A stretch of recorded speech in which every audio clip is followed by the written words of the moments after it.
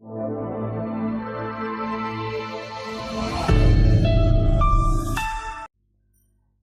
है मेरे प्यारे बच्चों, आप सभी का आपकी अपनी हिंदी की कक्षा में।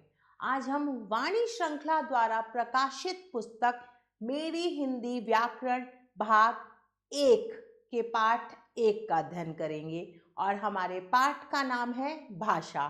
तो चलिए शुरू करते हैं अपना पाठ। देखिए, पढ़िए और समझिए। यहाँ पर एक चित्र वर्णन है, आपको उसको ध्यान से देखना है, पढ़ना है और समझना है। नेहा देखो कौन आया है। इस चित्र में नेहा है और उसकी माताजी है। माताजी नेहा को कह रही है कि देखो कौन आया है।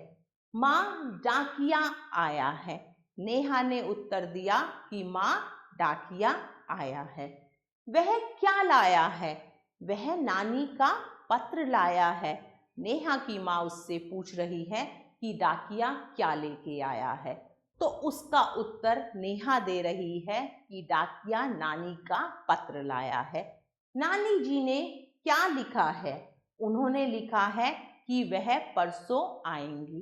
तो नेहा की माँ उससे पूछ रही है कि पत्र में नानी ने क्या लिखा है। तो नेहा बता रही है कि नानी जी ने लिखा है कि वह परसों आएंगी। कैसे पता चला कि डाकिया आया है? नेहा ने बोलकर बताया। कैसे पता चला कि नानी जी कब आएंगी? पत्र में लिखा था। इसी प्रकार जब बातों को बोलकर या लिखकर समझाया जाता है उसे भाषा कहते हैं। तो बच्चों, नेहा की माताजी को कैसे पता चला कि डाकिया आया है? क्योंकि नेहा ने उन्हें बोलकर बताया। और यह कैसे पता चला कि नानी जी कब आएंगी? क्योंकि पत्र में लिखा था।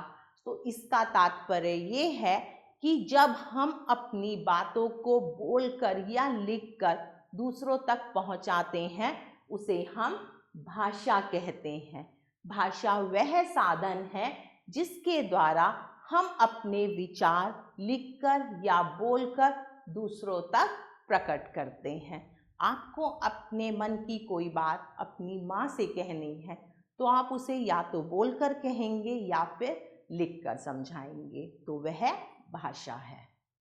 अब हम अध्ययन करेंगे भाषा के रूप के बारे में। मौखिक भाषा, लिखित भाषा। बच्चों, भाषा के 2 रूप होते हैं, लिखित या मौखिक। हम अपनी मन की बात या तो लिखकर समझाते हैं या फिर किसी को बोलकर समझाते हैं। अब हम अध्ययन करेंगे मौखिक भाषा और लिखित भाषा के बारे में। मौखिक भाषा क्या है? जब हम अपने मन के भावों को बोलकर प्रकट करते हैं उसे मौखिक भाषा कहते हैं। जैसे 2 मित्रों की बातचीत मौखिक भाषा कहलाएगी। मौखिक भाषा जब हम बोलकर कोई बात समझाते हैं, जैसे मैं आपको पढ़ा रही हूँ तो मैं बोलकर पढ़ा रही हूँ, तो यह भाषा का मौखिक रूप है। लिखित भाषा जब हम अपने मन के भावों को लिखकर प्रकट करते हैं उसे लिखित भाषा कहते हैं। जैसे मित्र को पत्र लिखना लिखित भाषा कहलाएगी। अगर हम अपनी कोई बात किसी को लिखकर समझा रहे हैं तो वह भी भाषा का लिखित रूप है। हमारे देश में अनेक भाषाएं बोली जाती हैं, जैसे हिंदी, पंजाबी, मराठी, गुजराती, उड़िया, कन्नड़, तमिल, तेलुगु आदि। बच्चों, अलग अलग प्रदेश में अलग अलग भाषाएं बोली जाती हैं। हम हिंदी भाषा बोलते हैं। आप जब कहीं बाहर जाएंगे, किसी अन्य राज्य में जाएंगे तो वहाँ अन्य भाषा बोली जाती है। तो हमारे देश में बहुत सी भाषाओं का प्रयोग किया जाता है। भारत में हिंदी सबसे अधिक बोली जाने वाली भाषा है। यह हमारी राजभाषा है। हमारे देश भारत में सबसे ज़्यादा हिंदी भाषा का प्रयोग किया जाता है और हिंदी क्या है? हमारी राजभाषा है। चलो अभ्यास करें। तो पाठ के आधार पर अब हम कुछ अभ्यास करेंगे। सही उत्तर पर सही का चिन्ह लगाइए। मौखिक, लिखित। यहाँ पर 2 मित्र आपस में बात कर रहे हैं, तो यह भाषा का कौन सा रूप है? यह भाषा का मौखिक रूप है। इस चित्र में एक बच्चा पत्र लिख रहा है, तो वह भाषा का लिखित रूप है। यहाँ पर कुछ प्रश्न हैं और आपको सही उत्तर चुनकर लिखना है। पहला प्रश्न है, आप किस भाषा में बात करते हैं? हिंदी, अंग्रेजी या उर्दू? तो हम हिंदी भाषा में बात करते हैं, तो हम यहाँ लिखेंगे हिंदी। आप किस भाषा का अधिक प्रयोग करते हैं?